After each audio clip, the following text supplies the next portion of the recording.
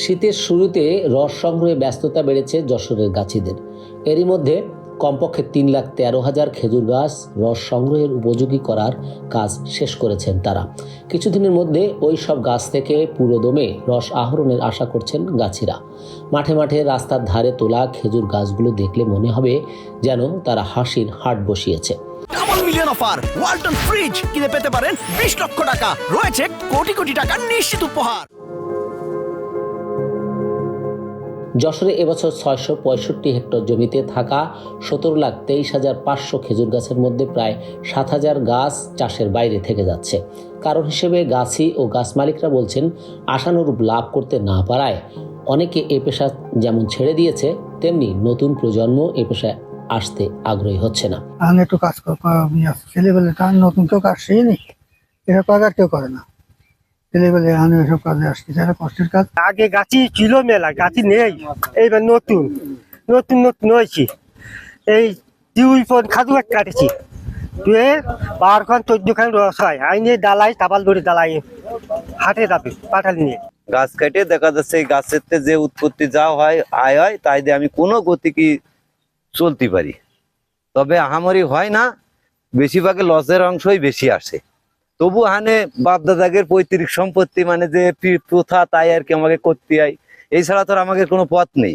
তা আগের মতো ওরকম লাভ না, তবে ওই বাপদাদার পৈতৃক সম্পত্তি। তারপর আছে আমরা মনে করেন যে গরিব লোক, আমরা এই চাষবাস করে খাই, আমাকে এর পরে চলে আর কি।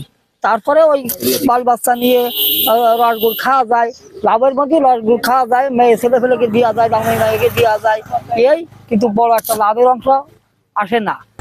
গাছে সীমিত একটা লাভ বেশি হয় না, কিন্তু বাজার ঘাটটা খাওয়া যায় ভালো, যে কয়দিন রস খায় এই। তারপরে আত্মীয় স্বজনদের দেওয়া যায়, কেউ নলনো গুড় চাই, এইসব বিষয় খুব সবাই দিই।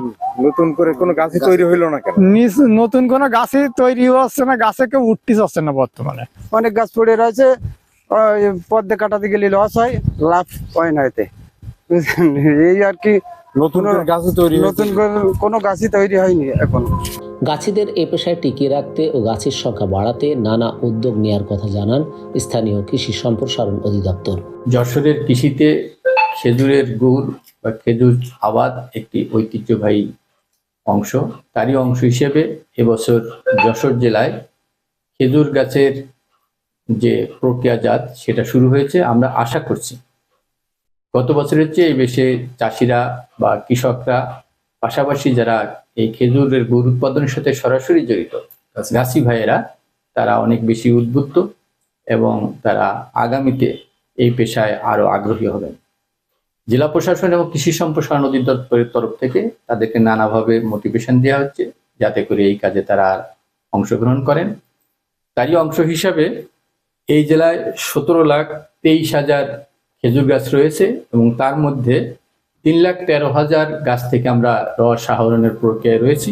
এদিকে জেলার খেজুর রস গুড়ের পুরানো ঐতিহ্য টিকিয়ে রাখতে জেলা জুড়ে 1 কোটি খেজুর চারা রোপণ কার্যক্রম অব্যাহত রয়েছে বলে জানিয়েছেন জেলা প্রশাসক। তিনি গাছিদের ডাটাবেস তৈরি, প্রশিক্ষণ দেওয়া সহ নানা সহযোগিতা করার পরিকল্পনার কথাও জানান।